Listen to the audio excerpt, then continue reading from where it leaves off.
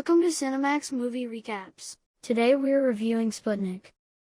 1983, up in the orbit of 4 spaceship, cosmonauts Konstantin Veshnikov, Pyotr Fyodorov, and Kirill Overchenko, Alexei Demidov, are preparing to return to Earth.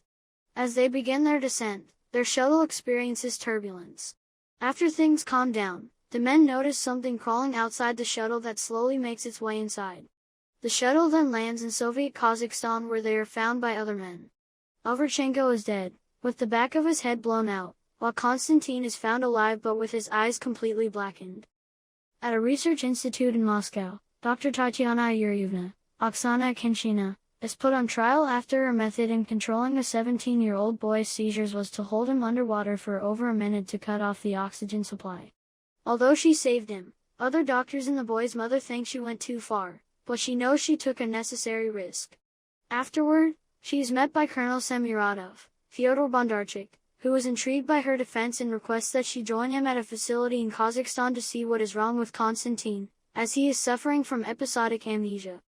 Tatyana joins Semiradov at the facility where Konstantin is speaking to the research director, Yan Rigel, Anton Vasilyev, who is frustrated with a lack of progress in figuring out what is going on with Konstantin. Tatyana enters the room, and Konstantin instantly finds himself attracted to her. She speaks with him and sees that he keeps a nesting doll as a personal item. He explains what happened to him before Tatyana concludes that he is just acting out due to being in isolation in the facility. She is taken to her room to rest before hoping to depart the next morning.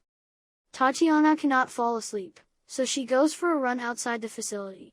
She bumps into an inmate who works outside the building, and he helps her up but won't let go of her hand until another inmate separates them.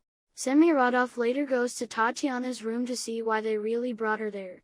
They observe Konstantin's cell as a protective door is brought down. He convulses until a parasitic alien crawls out of his mouth. Tatyana stands just outside the door facing the creature, who lunges at the door. She is mortified by the discovery, and Semiradov explains that the parasite enters and exits Konstantin's body without harming him, and he has no memory of any of it. What they want Tatyana to do is figure out a way to separate the parasite from the host without hurting Konstantin.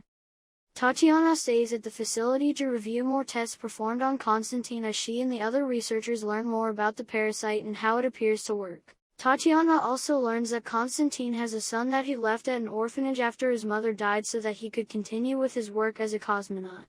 She calls the orphanage to find out about the boy, who is seen to be a troublemaker. Tatyana then goes to Konstantin's cell to ask him about the boy, but it only annoys him and makes him want to stop speaking to her.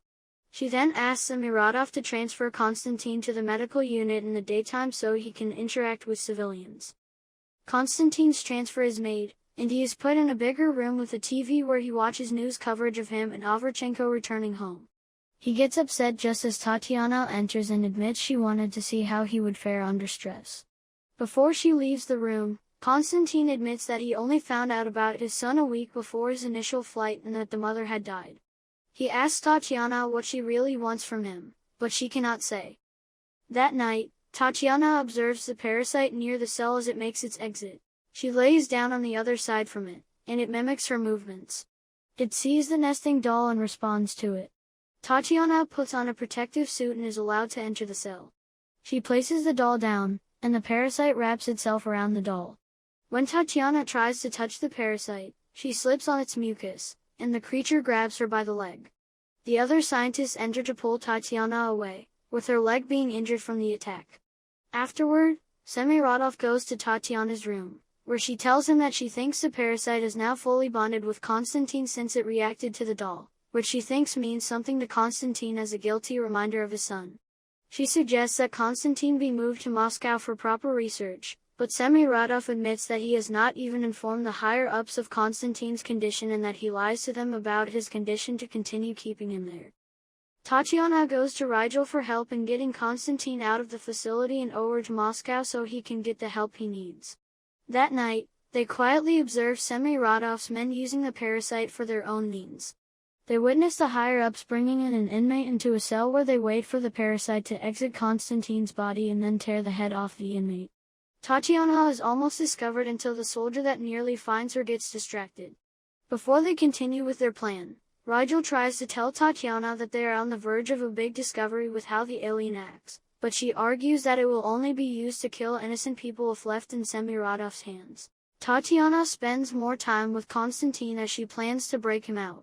He admits to her that he does remember everything that the parasite experiences, but knows that if Semiradov knew, he would never let Konstantin go. He shows Tatiana that they have kept Overchenko's body to continue observing him.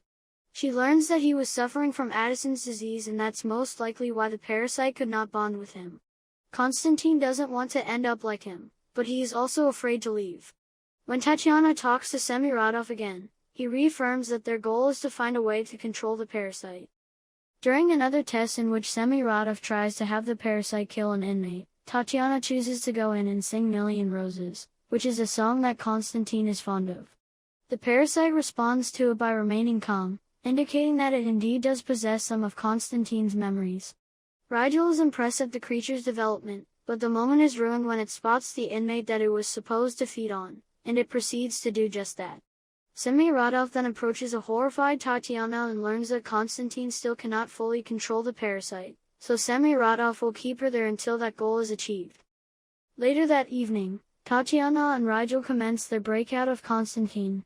Although he is reluctant to go with them at first, Tatiana convinces him and he leaves with her. Semiradov finds out and orders his team to go after them. He finds Rigel calling for help and executes him. As they are cornered by gunmen, Konstantin finally achieves control of the parasite and uses it to kill the soldiers. Tatiana and Konstantin get away, but Semiradov shoots the parasite, which Konstantin can feel. As the day comes, Semiradov catches up to Tatiana and Konstantin with his men. He attempts to subdue Tatiana, but Konstantin controls the parasite to kill the soldiers and then tear off half of Semiradov's head. Moments later, the parasite finally dies. Konstantin is okay, but as authorities are preparing to arrive, he has one final moment with Tatiana before he shoots himself dead to avoid any further containment. Tatiana is left devastated by the ordeal.